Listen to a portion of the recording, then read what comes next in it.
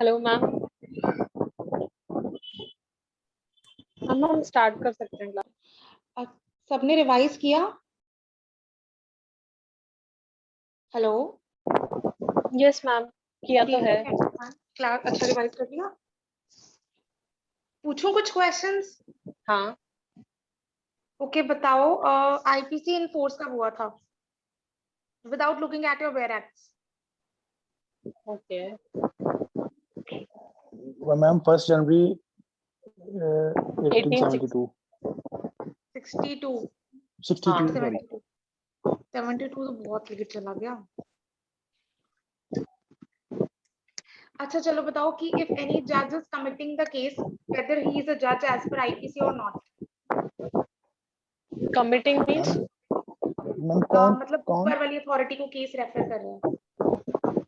Ma'am disturbance बहुत हो रही है बीच में ना। हेलो, अब आ रही है आवाज? मैम आवाज आ ठीक रही, डिस्टरबेंस बहुत है।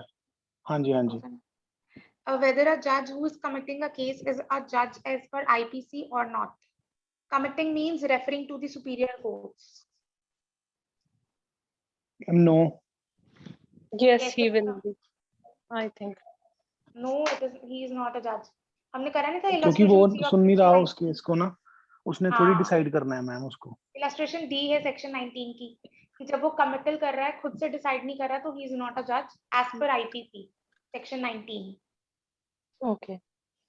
Otherwise तो he is judge, but as per this definition he isn't judge.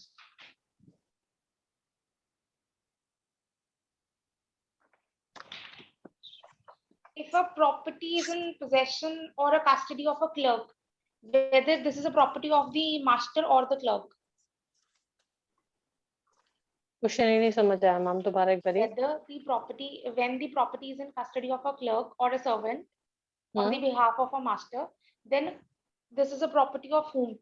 Masters or the servant? Masters property. Okay.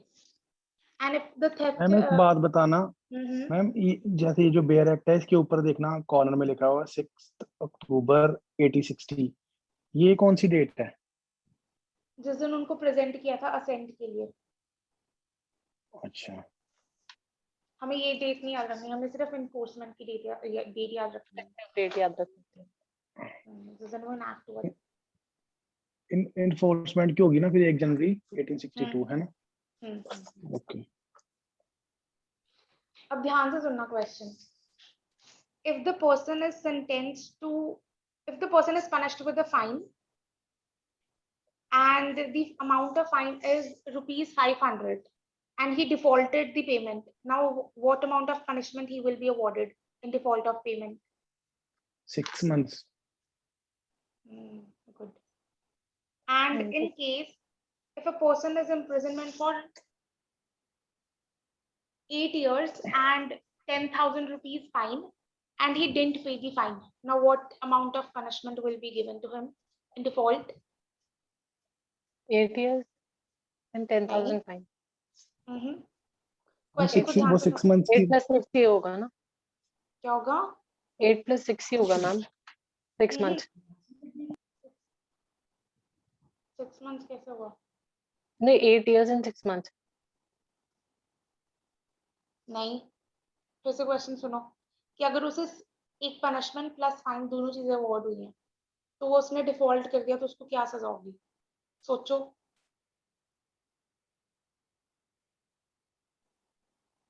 हमने 3 सिचुएशंस डिस्कस की थी, इम्प्रिजनमेंट और fine, imprisonment and fine only. तुम सिर्फ फाइन ओनली का डिस्कशन कर रहे हो। What about a case when there is imprisonment and fine? Then हम किस सेक्शन में जाते हैं, क्या करते हैं?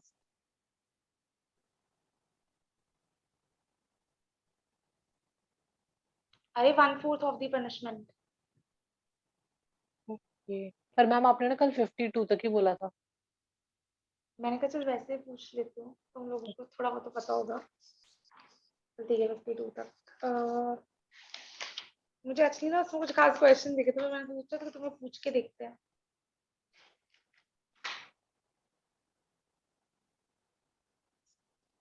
What do you mean by illegal? Illegal की डेफिनेशन में क्या कुछ आता है?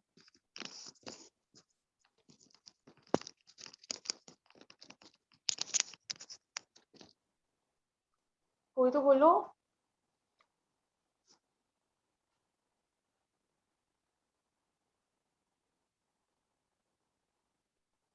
अच्छा ठीक है, इलीगल की डेफिनेशन में क्या नहीं आता, मैं तुम्हें ऑप्शंस देती हूँ।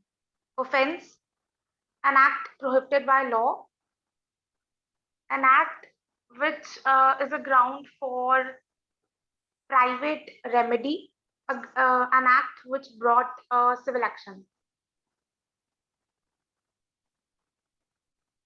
अब बताओ इलीगल की डेफिनेशन में इन चारों में से क्या नहीं आता। चौथा वाला ऑप्शन क्या था ma'am? An act which gives a ground for civil action.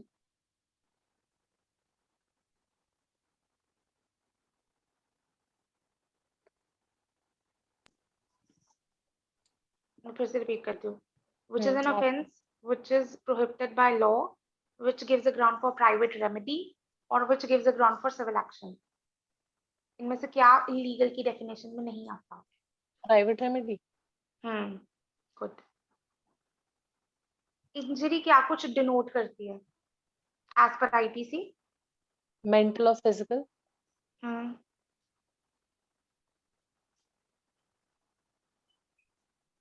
Property और रेपुटेशन, चार चीजें, body mind reputation and property.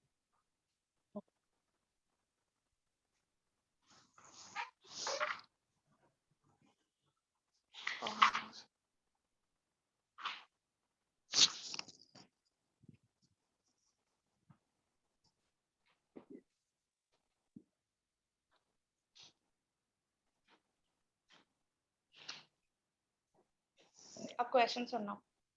An Indian is working in Abu Dhabi and commits an offense in Abu Dhabi, which is not an offense in India. Discuss his liability.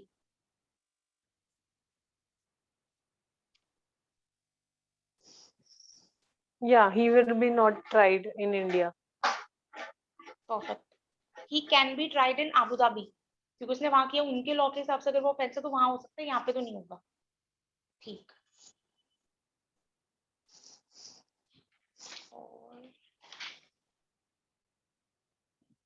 एक question है, ये थोड़ा tricky सा है, अगर समझ आ जाए तो इजी है, ठीक है, बड़ा है क्वेश्चन, थोड़ा सुनना। An Australian ship sailing from Australia to Africa is an Indian Ocean in which a fight ensues between African and Australian person. उसमें एक बंदे की मौत हो जाती है और वो जो शिप का कैप्टन होता है वो शिप को डाइवर्ट करता है टुवर्ड्स इंडियन डॉक और मेड्रॉस के हॉस्पिटल में उसे एडमिट कर देता है और वो बंदा वहां पे मर जाता है। अब वो अफ्रीकन पैसेंजर की लायबिलिटी क्या है? Ma'am the case can be tried in India because Indian ocean में है प्रॉपर्टी, और अगर और डेथ हुई है तो फिर उसे मेरे ख्याल से इंडिया में कर सकते हैं लाइबल। बट अगर मैं बोलूं कि ये ठीक है, इन केस मैं बोलूं इंडियन ओशन हाई सीज, तब तब नहीं होगा, क्योंकि हाई सीज जो है ना उसमें किसी की भी मतलब टेरिटरी में नहीं आता, वो बाहर हो जाता है, इंडिया की टेरिटरी से बाहर चला जाएगा।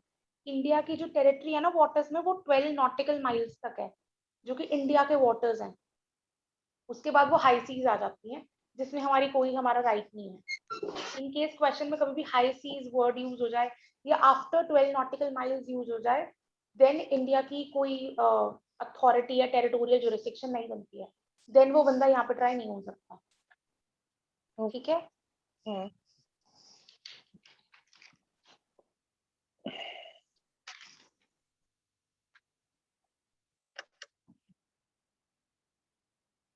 ठीक है, चलो फिर अगला टॉपिक करें। हाँ जी मैम। Mukesh private defence. कराए थे? हाँ जी। गरिमा ने तो आंसर दे दिए। हाँ जी मैम। मैंने कहा गरिमा ने तो आंसर दे दिए, तुम आज कंपेयर कराए थे? मैम मैंने पढ़ा ही नहीं था एक्चुअली, मेरे मदर भी आ गए थे, तो आई वाज मेरे मदर आ गए थे एक्चुअली मेरे पास। मैं सुन रहा था आपकी बातें बट मैंने म्यूट किया हुआ था मैम माइक। हाँ जी। और मुझे एक और चीज रिक्वेस्ट करनी थी कि एक दिन हमें ऑफ मिलना चाहिए संडे को, क्योंकि ना हमें पढ़ना भी होता है। ओके, मैं कर लेती हूँ, फिर तुम्हें छुट्टी दे दिया करेंगे बीच में से। हाँ, वीक में एक दिन तो मैम प्लीज। आज तुम्हारी वैसे और कोई क्लास नहीं है? नहीं, पॉलिटी होती है पर मैं नहीं हाँ, मैं लगाती। समझ गई। अच्छा, तो आज तुम्हारी ऑलमोस्ट एक तरह से कोई क्लास नहीं होती? हाँ जी हाँ जी। एविडेंस की भी नहीं आज? नहीं, एविडेंस की मैम, तो सैटरडे एविडेंस की संडे तो नहीं होती है। एविडेंस अच्छा, की लगी नहीं मैम 3-4 दिन से, ओके। फ्राइडे को भी नहीं लगी थी। सैटरडे संडे नहीं है एविडेंस की क्लास। और मैंने सर से ओके, बात की थी, शायद मंडे भी ना हो, कह रहे थे वो। ओके, ठीक है, चलो देख लिया करेंगे एक दिन छुट्टी का। नहीं तो हाँ, तो ठीक है। फिर मुझे ये था कि तुम्हारा सिलेबस कंप्लीट कैसे होगा, इस वजह से वो कर रहे थे। चलो मैम, संडे ऑफ कर लिया करो एक दिन ना। चलो, आई टॉक टू सर, ठीक है, फिर हम बता देंगे तुम्हें, ठीक है। ठीक है, ठीक है ठीक मैम। है। सो अब हमारा टॉपिक है प्राइवेट डिफेंस। ये लास्ट टॉपिक है जनरल एक्सेप्शंस का। पहले प्राइवेट डिफेंस के ऊपर ना तुम लिखो केस, उसके बाद हम सेक्शंस पढ़ेंगे। Jaidev Singh versus state of Punjab. Ma'am, Jai Veer के देव। देव।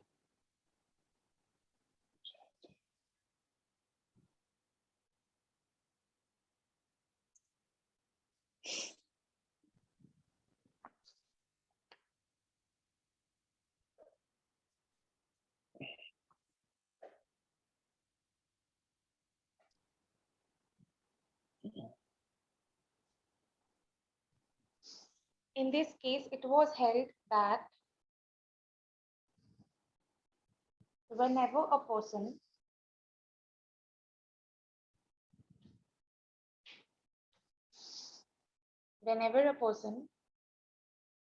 faces any danger or threat,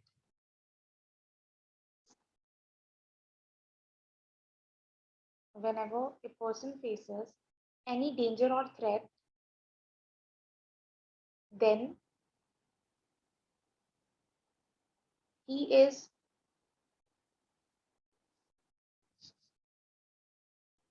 not advised to run away,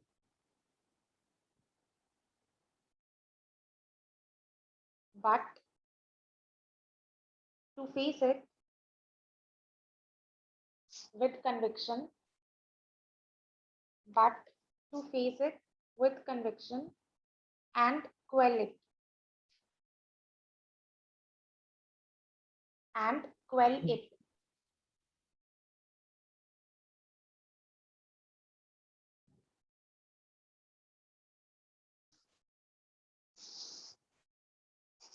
ये केस का पार्ट नहीं, इसके बाद का लिखो कि the basis of private defence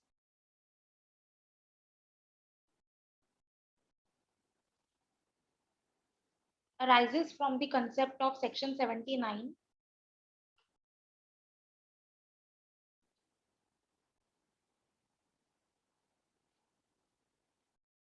full stop. Ma'am, Generally, repeat करना दी बेस, रिपीट करना दोबारा। कहाँ से? स्टार्टिंग शुरू से लिखवाना प्लीज। केस लॉ भी लिखवाऊं सर? नहीं नहीं नहीं नहीं नहीं, यही जो लाइन ये लिखाई लास्ट आपने। लाइन अभी। The concept of private defense हाँ जी। arises from section 79 full हाँ stop. जी। Generally, it is the primary duty of the state. Ma'am आपने 79 बोला है क्या सेक्शन? 79 इसलिए बोला है क्योंकि 79 क्या कहता है? Do an act which is justified by law, and private defence एक जस्टिफिकेशन है कोई एक्ट करने के लिए। 76 में नहीं कर सकते because it is not bound by law, करना जरूरी नहीं है, पर ये जस्टिफाइड है। ओके। ये सिर्फ एक रेफरेंस है, ठीक है। Generally, it is the primary duty of the state to protect life and property of the citizens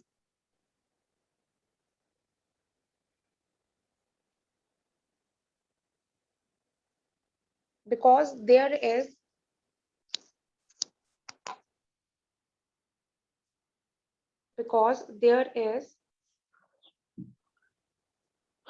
quid pro quo relationship between the state and citizens.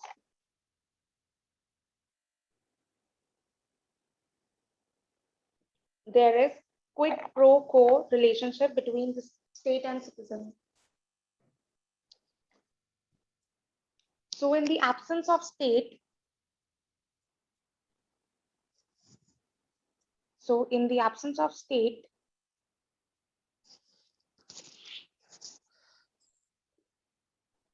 the person is allowed to protect himself and his property.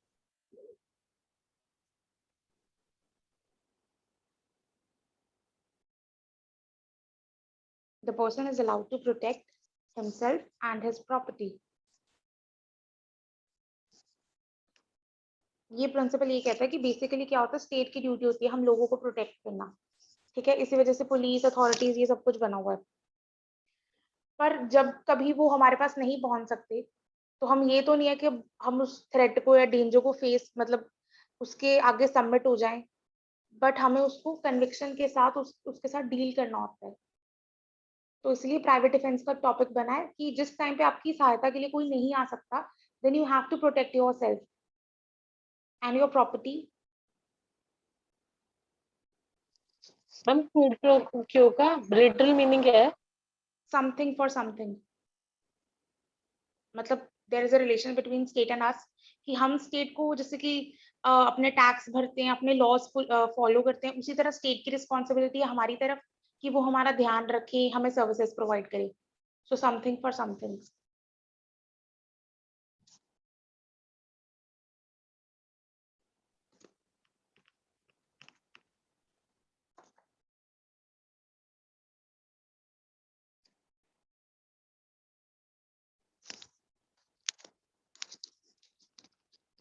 इसके बाद और आगे लिखो, it is a defensive right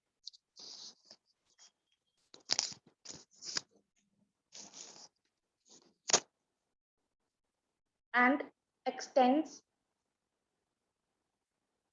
extends till the threat is there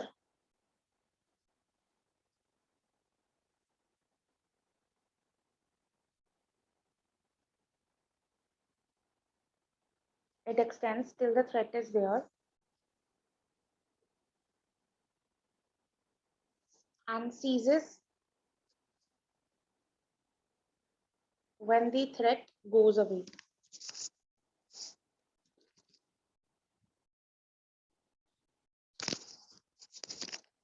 ma'am repeat करना है, till the threat is there and it ceases when the threat goes away.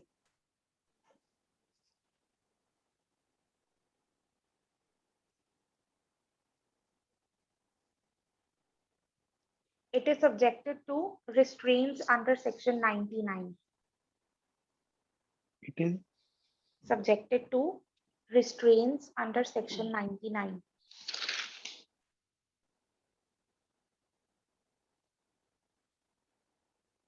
है ना? ठीक, चलो अब 96 से शुरू करते हैं। Things done in private defense. Nothing is an offense which is done in the exercise of right of private defense. कुछ भी offense नहीं है जो हम private defense का right exercise करते हुए करते हैं। 97 right of private defense of the body and of a property. Every person has a right subject to the restrictions contained in section 99 to defend. मतलब हमारे पास right है but it is subjected to section 99 जो कुछ हमें restrictions बताता है। To defend first own body and the body of any other person against any offense affecting the human body. अपनी और दूसरों की body को बचाना against any offense. The property whether movable or immovable of himself or of any other person against any act of which is an offense falling under the definitions of theft, robbery, mischief, criminal trespass or which is an attempt to commit theft, robbery, mischief or criminal trespass. अपनी property या दूसरों की property को protect करना, चाहे वो movable हो चाहे इमूवेबल हो, किसी भी ऑफेंस के अगेंस्ट जो कि इन डेफिनेशंस में फॉल करता है। 98 right of private defence against the act of a person of unsound mind. ये वो बताता है कि तुम्हारे पास राइट ऑफ प्राइवेट डिफेंस है, चाहे जो तुम्हें मतलब तुम पर हमला कर रहा है वो अनसाउंड हो या बच्चा हो या मतलब इंटॉक्सिकेटेड हो, किसी भी सिचुएशन में क्यों ना हो इंसान, तुम्हारे पास प्राइवेट डिफेंस का राइट फिर भी अवेलेबल रहेगा. When an act which would otherwise be a certain offense is not that offense by reason of youth, want of maturity of understanding, unsoundness of mind, or the intoxication of the person doing the act, or by reason of any misconception on the part of that person, every person has the same right of private defense against that act which he would have if the act was that offense. So हमारे पास private defence का right हमेशा available है, चाहे वो बंदा इन situations में fall करता हो और वो ऑफेंस ना रहे. मतलब अगर एक नॉर्मल इंसान तुम्हें चाकू मारने की कोशिश करे तो तुम्हारे पास प्राइवेट डिफेंस का राइट है. व्हाट इफ एक पागल इंसान तुम्हें चाकू से मारने की कोशिश करे तो भी तुम्हारे पास प्राइवेट डिफेंस का राइट अवेलेबल है. ऐसा कुछ नहीं है कि उसको लायबिलिटी नहीं होगी तो तुम्हारे पास प्राइवेट डिफेंस नहीं है. Still you can exercise your private defence. Illustrations. Z under the influence of madness attempts to kill A. Z is guilty of no offense, but A has the same right of private defense which he would have if Z were sane. Z मतलब पागल इंसान उसे मारने की कोशिश कर रहा था. ऑल्दो जो Z कर रहा है उसे उसकी लायबिलिटी नहीं होगी क्योंकि वो 84 का डिफेंस ले लेगा. पर इसका मतलब ये नहीं कि A के पास राइट अवेलेबल नहीं है. A still can exercise the right of private defense. जितना कि उसके पास उतना ही प्राइवेट डिफेंस का राइट है जितना कि तब होता जब Z पागल ना होता. तो उसके पागल होने ना होने से कोई फर्क नहीं पड़ता. He enters by night a house which he is legally entitled to enter. Z in good faith taking A for housebreaker attacks A. Here Z by attacking A under the misconception commits no offense, but A has the same right of private defense against Z which he would have if Z were not acting under that misconception. A रात को late घर जाता है. Z को लगता है Z और A इकट्ठे रह रहे हैं घर में. A रात को लेट जाता है, Z को लगता है कि शायद कुछ चोर वगैरह आ गया है, तो अपना प्राइवेट डिफेंस का राइट एक्सरसाइज करते हुए उसको अटैक करता है. वो ये सोचता है कि कोई आ गया तो मुझे मारना चाहिए. तो A अपना प्राइवेट डिफेंस लगाकर Z को अगर मारता है, देन A की एक्ट भी सही है और Z की एक्ट भी सही है क्योंकि Z मिसकंसेप्शन के साथ डील कर रहा है तो वो तो वैसे बेनिफिट उसे मिल जाएगा. और A अपना प्राइवेट डिफेंस अगर एक्सरसाइज करता है तो उसे भी डिफेंस मिल जाएगा. तो दोनों लायबल नहीं होंगे. 99 acts against which there is no right of private defense. इसमें वो एक्ट्स है जिसमें प्राइवेट डिफेंस का राइट या तो कम कर दिया गया है या फिर है ही नहीं. There is no right of private defense against an act which does not reasonably cause the apprehension of death or grievous hurt if done attempted to be done by a public servant acting in good faith under the color of his office, though that act may not be strictly justified by law.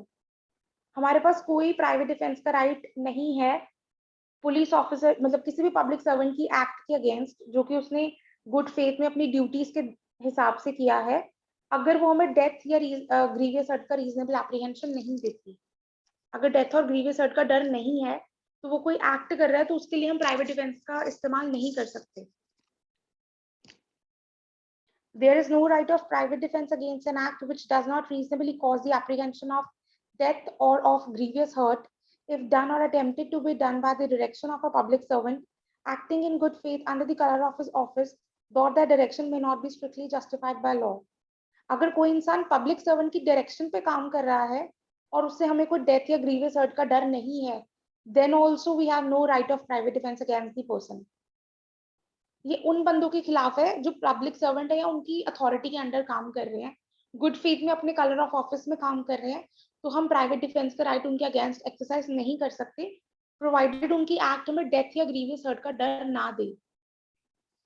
There is no right of private defense in cases in which there is time to have recourse to the protection of public authorities. जब हमारे पास protection public authorities की protection लेने का time है तब भी हम private defence का राइट एक्सरसाइज नहीं कर सकते. फॉर एग्जाम्पल पुलिस स्टेशन पास में ही है, अगर वो बंदा सोचे नहीं मैं तो उसे गोली मार देता हूँ, देन ये प्राइवेट डिफेंस का राइट यहाँ पे प्रोटेक्ट नहीं किया जाएगा because you have the time to recourse to the police authorities.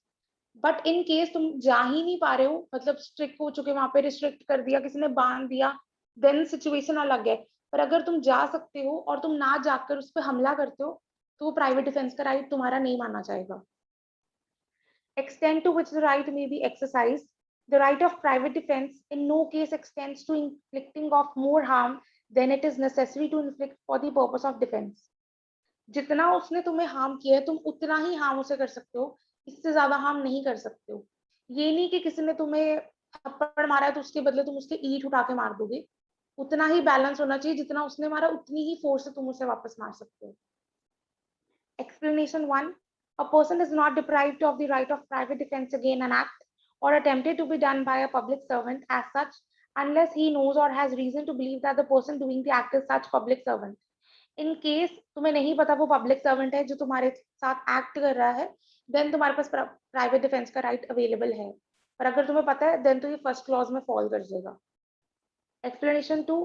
A person is not deprived of the right of private defense against an act done or attempted to be done by the direction of a public servant unless he knows or has reason to believe that the person doing the act is acting under such directions, or unless such person states the authority under which he acts, or if he has authority in writing, unless he produces such authority if demanded.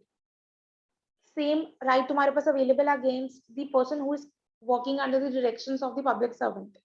In case तुम्हें नहीं पता कि वो उसकी directions पे काम कर रहा है, या फिर वो खुद से नहीं बताता, या फिर उसके पास अगर कोई रिटर्न अथॉरिटी वो नहीं दिखा रहा, इन केसेस में you can use the right of private defence, otherwise you can not.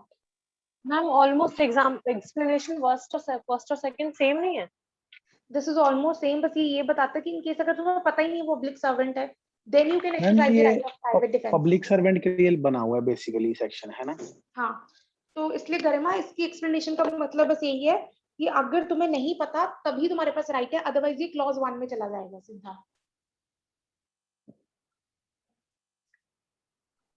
समझ मैम आया? इसकी थोड़ी कोई एग्जांपल दे देना ये मैम सेक्शन की। मुझे ना डिफरेंस समझना है, एक्सप्लेनेशन दो क्यों है, इन दोनों में अंतर क्या है? मुझे तो सेम लग रहा है दोनों। दोनों एक्सप्लेनेशन में अंतर ये है, ये फर्स्ट क्लॉज की एक्सप्लेनेशन 1 है, पब्लिक सर्वेंट कर रहा है जब एक्ट, ठीक है। दूसरी क्लॉज की एक्सप्लेनेशन 2 है कि बंदा डायरेक्शंस पे काम कर रहा है। अब हमें कैसे पता तुम डायरेक्शन पे काम कर रहे हो? तो या तो तुम हम दिखाओ कि तुम्हारे पास क्या अथॉरिटी है, कुछ राइटिंग में अथॉरिटी है वो दिखाओ, या हमें बताओ, मतलब किसी तरह तो पता चले ना कि तुम सच्ची में डायरेक्शंस में काम कर रहे हो। हमें पता ही नहीं, हम कैसे माने? ओके इसलिए एक्सप्लेनेशन 2 बन गई। मैम कोई एग्जांपल देना इसकी। जैसे कोई भी पुलिस ऑफिसर सपोज तुम्हें रोक रहा है रास्ते में कहीं से, ठीक है, तुम यहाँ से आगे नहीं जा सकते हो, या तुम्हें वहीं पे बंद करके रख लेता है कि नहीं इससे आगे नहीं जा सकते हो।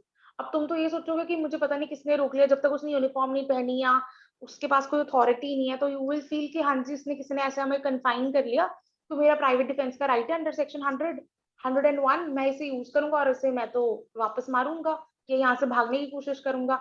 बट अगर तुम्हें पता चल गया कि वो पुलिस ऑफिसर है, पब्लिक सर्वेंट है, या कोई भी अथॉरिटी वाला इंसान है, then you can not exercise the right of private defence provided उसकी एक्ट से तुम्हें डेथ या ग्रीवियस हर्ट नहीं होनी चाहिए। ओके, अगर वो होती है तो फिर कर सकते हैं, फिर तो कर ही हम्म सकते हैं, है ना? हम्म। ओके, मतलब पब्लिक सर्वेंट को भी ये जो पावर है वो स्मॉल ऑफेंसेस के लिए है, मतलब ये नहीं कि वो मार दे, है ना, या कुछ हाँ, ऐसा? बस वो मारने का राइट उनके पास नहीं है फालतू में। प्लस इसमें एक और चीज है कि बस जितना तुम्हें हार्म हो उसके हिसाब से तुम्हें हार्म करना है, उससे ज्यादा हार्म नहीं कर सकते हो। ठीक।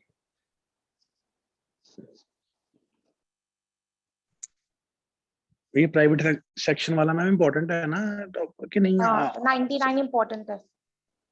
अच्छा।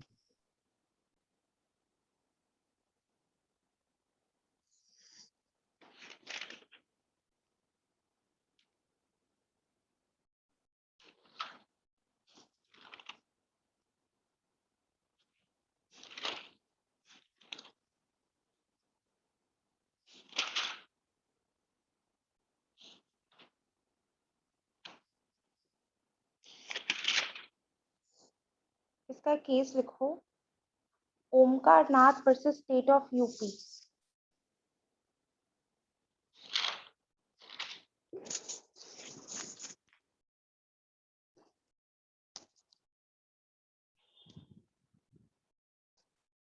In this case, it was held that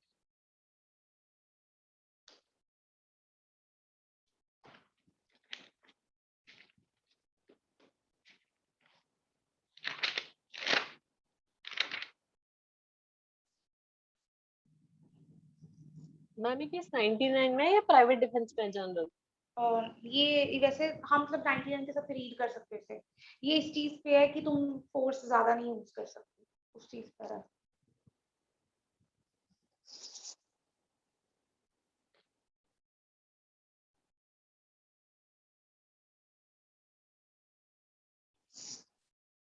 In this case, it was held as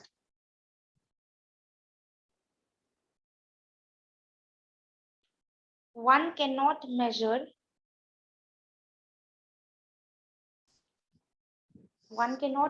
the force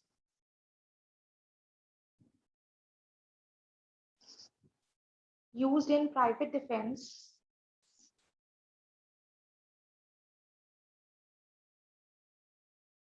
in golden scales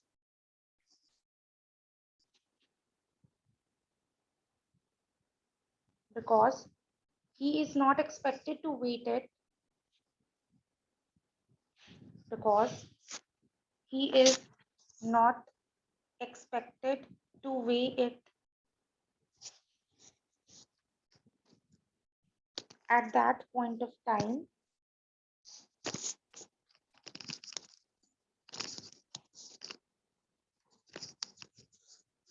So the person is advisable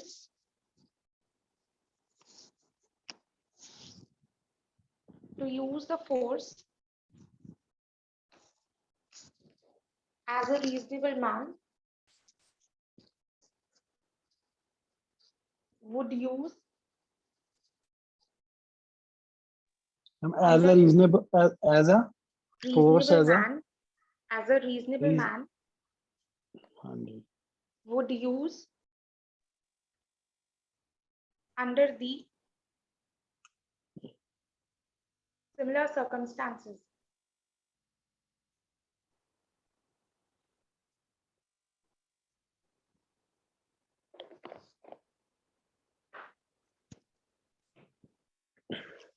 Okay. About the section 100.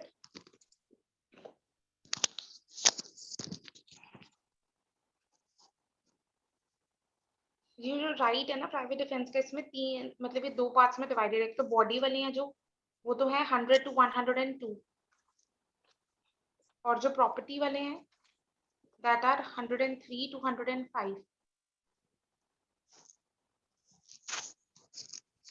So 100 section is dealing with the right of defense of the body.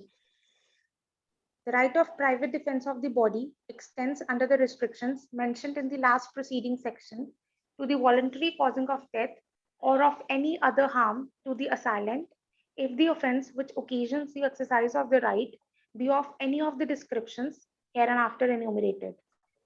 In 7 cases में ही सिर्फ तुम death cause कर सकते हो, otherwise private defence का right तुम्हें death cause करने की परमिशन नहीं देता. सिर्फ इन 7 सिचुएशंस में one can cause death while exercising the right of private defense, otherwise he cannot. First, assault as may reasonably cause the apprehension that death will be the consequences. जब assault तुम्हें apprehension दे कि death cause हो सकती है. Second, assault as may reasonably cause the apprehension that grievous hurt will otherwise be the consequences. Grievous hurt एक consequence हो सकता है, उसका ऐसा apprehension हो.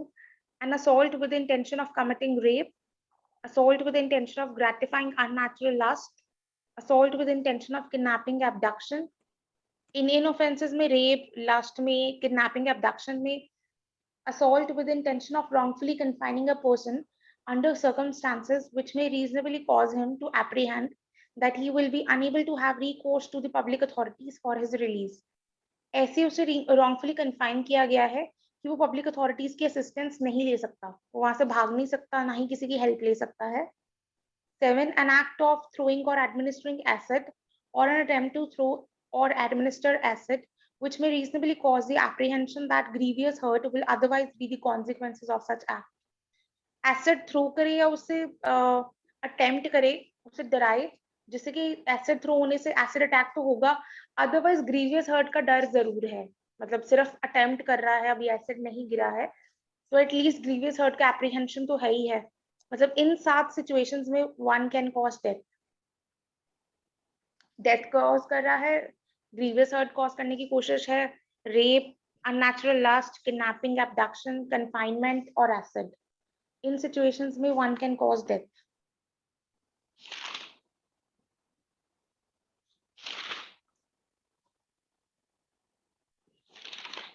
इसमें जरूरी नहीं है कि एक्ट होनी चाहिए, सिर्फ एक रीजनेबल एप्रीहेंशन भी इनफ है। एक केस लिखो एब्डक्शन पर, आइए 5th क्लॉज पे, Vishwanath versus state of UP.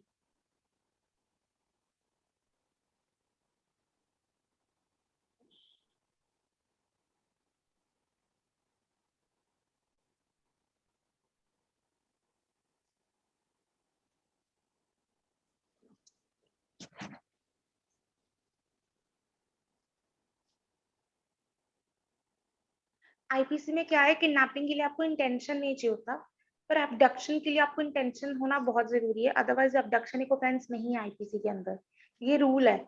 पर इस सिचुएशन में इसमें कुछ नहीं लिखा हुआ, इस वाली सिचुएशन में उन्होंने सिर्फ इतना लिखा है assault with intention of kidnapping और एब्डक्शन। एब्डक्शन का पर्पस यहाँ पे नहीं लिखा हुआ, तो एब्डक्शन किसी भी तरह की होना वो प्राइवेट डिफेंस में कवर हो जाएगी। इस केस में क्या होता है कि एक मतलब एक लेडी अपना घर छोड़ के आ जाती है, तो उसका हस्बैंड उसे वापस बुलाने आता है और वो मना कर देती है कि मुझे नहीं जाना, तो वो उसे खींचने लग जाता है और फोर्सफुली लेके जाने की कोशिश करता है, जिससे वो चीखती है कि मुझे नहीं जाना या मुझे मारेगा, ऐसे चीखती है वो। तो इतने में उसके भाई को गुस्सा आ जाता है कि मतलब मेरी बहन को छोड़ो, और वो उसका हस्बैंड नहीं छोड़ रहा होता, तो उसके पास जो भी उसको दिखता है, उसको चाकू दिखता है, किचन नाइफ, इतना भी कोई मतलब वो डेंजरस वेपन नहीं लेके फिर रहा होता, किचन में नाइफ दिखता है, तो उससे उसको स्टैब कर देता है और हस्बैंड की मौत हो जाती है। Then he took the defence of private defence, कि मैं अपनी बहन को प्रोटेक्ट करने के लिए I did this exercise the right of private defence, तो उसे प्रोटेक्शन मिलती है, वो प्राइवेट डिफेंस में कवर होता है। इसमें अबडक्शन थी, वो बिना किसी पर्पस के अबडक्शन थी, पर अबडक्शन इसमें सिर्फ सोली अबडक्शन प्राइवेट डिफेंस में कवर कर रहे हैं, तो इसमें उसको प्राइवेट डिफेंस का क्लेम मिल जाता है। अदरवाइज कहीं पे भी अगर आप जाओगे तो अबडक्शन का पर्पस होना बहुत जरूरी है, कि abduction for purpose of for purpose of murdering, for the purpose of rape, for purpose of stealing, कुछ भी इसमें कुछ नहीं था। स्टिल जब सेक्शन 100 उसे कवर कर रहा है तो उसे डिफेंस मिल गया था।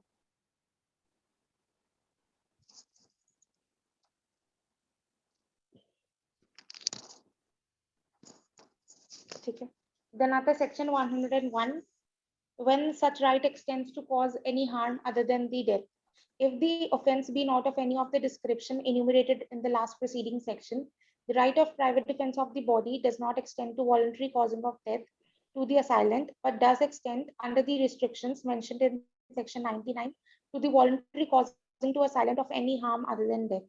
अगर ऐसे ऑफेंस हैं जो कि 7 क्लॉजेस है जो 100 सेक्शन के उसमें नहीं फॉल करते, देन तुम कोई और हार्म कॉज कर सकते हो, पर डेथ कॉज नहीं कर सकते। 102, commencement and continuation of the right of private defense. The right of private defense of the body commences as soon as a reasonable apprehension of the danger to the body arises from an attempt or threat to commit the offense, though the offense may not have been committed, and it continues as long as such apprehension of danger to the body continues. एक reasonable apprehension भी enough है, जरूरी नहीं है कोई act होनी चाहिए। अगर एक डर है या कोई उसने ऐसा अटेम्प्ट करा है जिससे आपको लग रहा है कि वो तुम्हें हार्म करने की कोशिश करेगा या किसी तरह की एक्ट करने की कोशिश करेगा, देन तुम प्राइवेट डिफेंस का राइट एक्सरसाइज कर सकते हो। उसकी एक्ट होने का वेट नहीं करते, जैसे ही लगता है you can exercise the right of private defence. ये सारे सेक्शन सब्जेक्ट हैं टू सेक्शन 99। सेक्शन 99 सब सेक्शंस पे लगेगा प्राइवेट डिफेंस के। 103, when the right of private defense of the property extends to cause death, the right of private defense of the property extends under the restrictions mentioned in section 99 to the voluntary causing of death or of any other harm to the wrongdoer, if the offense, the committing of which or the attempt to commit which occasion the exercise of the right be an offense of any of the description given. इन सब offenses जो कि 103 में दिए गए हैं, इसके rebuttal में you can cause death, तुम्हारे पास डेथ कॉज करने का राइट है सिर्फ इन ऑफेंसेस में, that is robbery, house breaking by night, mischief by fire, committing on any building, tent, vessel, which building, tent or vessel is used as human dwelling or a place of the custody of property, theft, mischief or house trespass under such circumstances as may reasonably cause the apprehension that death or grievous hurt will be the consequences if such right is not exercised. ये सारे इन्होंने grave offences दिए हैं कि robbery, house breaking by night, जब रात को तुम पे कोई हमला हो जाए, कोई घर में आ जाए, या मिस्चीफ बाय फायर, उन जगहों पे जहाँ पे इंसान रह रहे हैं या फिर प्रॉपर्टी पड़ी है। थेफ्ट, मिस्चीफ और हाउस ट्रेसपास ऐसी जिसमें एप्रीहेंशन है कि डेथ या ग्रीवियस हर्ट हो सकता है।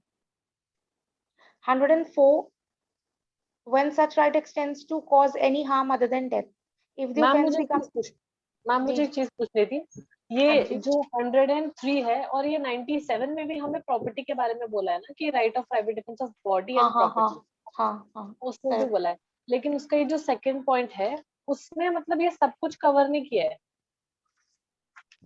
हाँ ठीक है, तो मैम मुझे क्योंकि ये पूछना, हाँ हाँ बोलो बोलो। मैम मुझे ये पूछना था कि तो फिर अलग कैसे है, मतलब 97 तो फिर दोनों के लिए है ना प्रोटेक्शन, तो कि प्राइवेट डिफेंस बॉडी या प्रॉपर्टी के लिए, ये अलग से खाली सिर्फ प्रॉपर्टी के लिए है ना। जैसे कि 100 से 102 बॉडी के साथ डील कर रहे हैं, 103 से 105 प्रॉपर्टी के साथ डील कर रहे हैं। 97 हमें जनरल बता रहा है कि हमारे पास बॉडी का राइट भी है और प्रॉपर्टी का राइट भी है प्राइवेट डिफेंस का। ठीक है, बॉडी के लिए तो उसने कह दिया कोई भी ऑफेंस अगेंस्ट ह्यूमन बॉडी आप राइट एक्सरसाइज कर सकते हो। तो प्रॉपर्टी के लिए उसने जनरली ये 3-4 ऑफेंसेस बता दिए जिसमें यू हैव द राइट। पर 103 आपको स्पेसिफिकली सिर्फ डेथ वाले राइट के बारे में बता रहा है कि सिर्फ इन ऑफेंसेस में तुम डेथ कॉज कर सकते हो।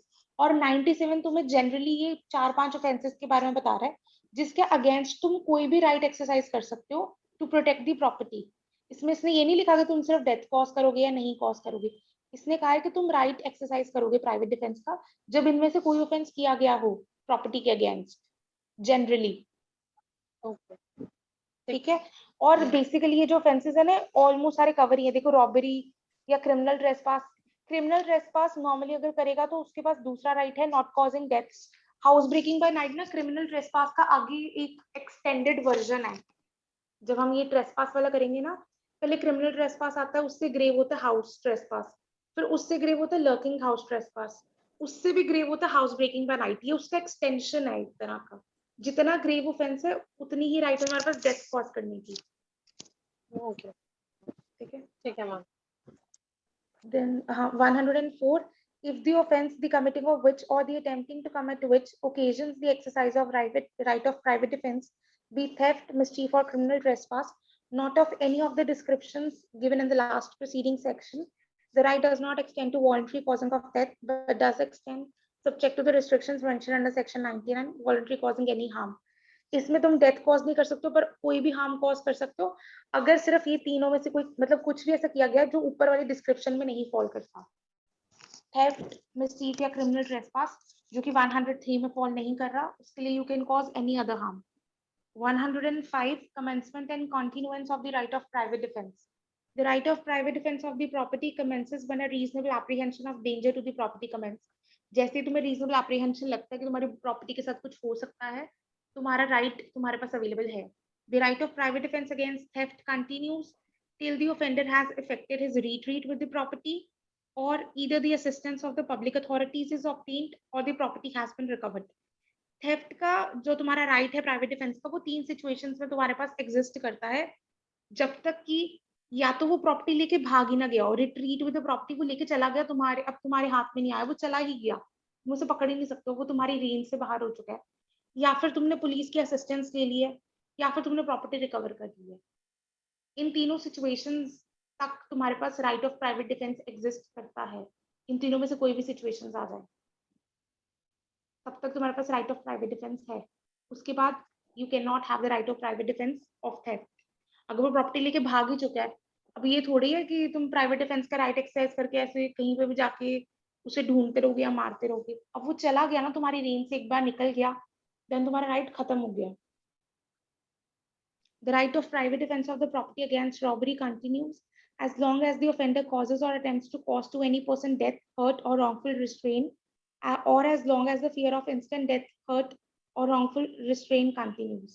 रॉबरी का राइट तुम्हारे पास तब तक है जब तक तुम्हें मतलब एक डर है, अटेम्प्ट उसने कॉज किया है डेथ, हर्ट या रॉन्गफुल रिस्ट्रेन का, या फिर तुम्हारे अंदर फियर है कि वो डेथ, हर्ट या रॉन्गफुल रिस्ट्रेन कर सकता है, इंस्टेंट फियर है कि अभी वो मेरी डेथ कॉज कर सकता है या हर्ट कर सकता है, देन तुम्हारा राइट एक्सरसाइज तुम कर सकते हो, तुम्हारे पास तब तक अवेलेबल है।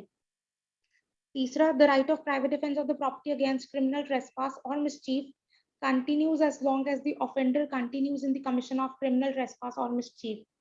ये राइट तुम्हारे पास तब तक अवेलेबल है जब तक कोई मतलब ऑफेंस कमिट कर रहा है. कंटिन्यूज इन द कमीशन मतलब या तो वो घर में अभी भी प्रेजेंट है, वो कहीं ना कहीं छुपा हुआ है, तब तक तुम्हारे पास राइट है, या वो कोई ऐसी एक्ट अभी भी कर रहा है, वो कहीं ना कहीं उसके पास सामान है और वो घर के अंदर ही है, मतलब जब तक उसका ट्रेसपास चल रहा है तब तक तुम्हारे पास राइट अवेलेबल है. The right of private defense of the property against housebreaking by night continues as long as the house trespass which has begun by such housebreaking continues. इसमें भी वो ये कि हाउस ब्रेकिंग के लिए भी जब तक उसका ट्रेसपास कंटिन्यूटी में है, जब तक वो घर के अंदर है, तब तक ये राइट तुम्हारे पास अवेलेबल है. तो हो गया तुम्हारा प्राइवेट डिफेंस कंप्लीट.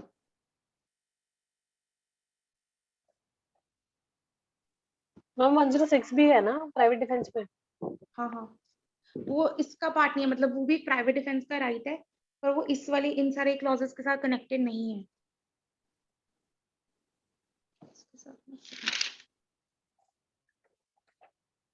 केस लिखो, Puran Singh versus state of Punjab. कौन से सेक्शन में मैम ये केस? ये प्रॉपर्टी के लिए है, right of private defence against property.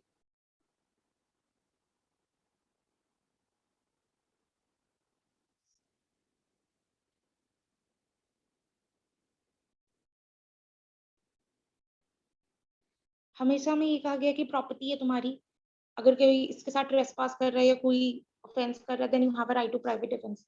But what if अगर एक ट्रेसपासर ने एक सेटल पोजेशन ले लिया है, तो क्या उसके पास ओनर के खिलाफ राइट टू प्राइवेट डिफेंस है कि नहीं है? इस चीज पे इस केस में डिस्कशन हुई थी. सिंपली क्या होता है, एक ट्रेसपासर होता है ना, वो ट्रेसपासर है, उसने ऑफेंस कमिट करा है, तो हम उसको बाहर निकाल सकते हैं. पर हमारे पास एक लॉ है कि अगर एक इंसान को हमने नहीं निकाला अपनी प्रॉपर्टी से और उसने 12 साल तक वो हमारी प्रॉपर्टी पे रहा, तो एक एडवर्स पोजेशन से वो वहां पे राइट एक्सरसाइज कर सकता है अगेंस्ट दी ओनर. ये एक राइट है, तुम्हें लिमिटेशन में पढ़ाएंगे. इससे उस इंसान का हक बन जाता है प्रॉपर्टी पे, क्योंकि टीटीए ओनर में ने भी उसे. पढ़ते हैं, टीटीए में भी पढ़ते हैं शायद ना, ट्रांसफर प्रॉपर्टी में भी शायद है. लिमिटेशन नहीं है. ट्रांसफर ऑफ प्रॉपर्टी में वैसे कुछ पॉइंट होगा, पर ये लिमिटेशन में दिया हुआ है 27 ऑफ लिमिटेशन एक्ट. तो इससे क्या होता है कि वो बंदे ने अगर 12 साल तक किसी ने तुम्हें रोका नहीं है, तुम वहीं रह रहे थे, तो वो तुम्हारा पोजेशन हो जाता है, तुम्हारा राइट ओनर से भी बड़ा राइट हो जाता है. तो इसमें उन्होंने ये कहा था कि क्या ट्रेसपासर जो है वो इस राइट को एक्सरसाइज कर सकता है अगेंस्ट दी ओनर. तो इसलिए केस आया था इसमें कि इन्होंने क्राइटेरिया बनाया था जिससे वो डिटरमाइन करेंगे उसका सेटल पोजेशन, कि फिर ही डिसाइड होगा कि he can exercise the right of private defence और नॉट. तो ट्रेसपासर जो है वो राइट एक्सरसाइज कर सकता है अगेंस्ट ओनर, बट उसे इन कंडीशंस में फॉल करना जरूरी है जो इस केस में गाइडलाइंस दी गई है. तो इस केस में लिखे कुछ सेटल पोजेशंस की गाइडलाइंस, अगर इनमें फॉल करेगा तभी ट्रेसपासर के पास राइट है. तो इसके नीचे लिख लो guidelines to determine the settle possession of the ट्रेसपासर.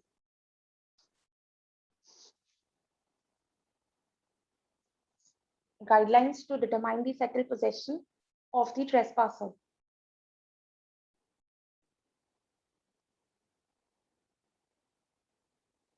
The trespasser must be in the actual.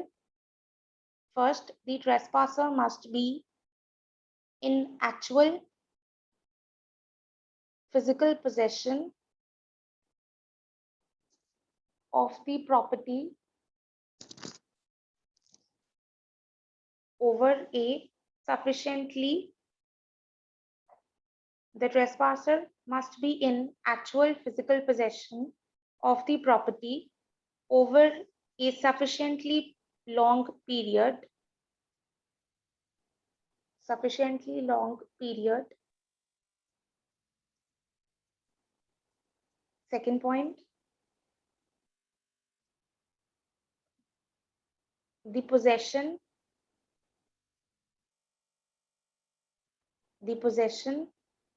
must be in the knowledge of owner. The possession must be in the knowledge of the owner that can be express or implied. That can be express or implied. Next point. The process of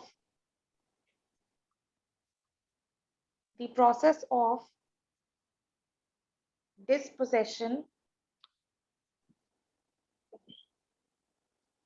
the process of dispossession of the true owner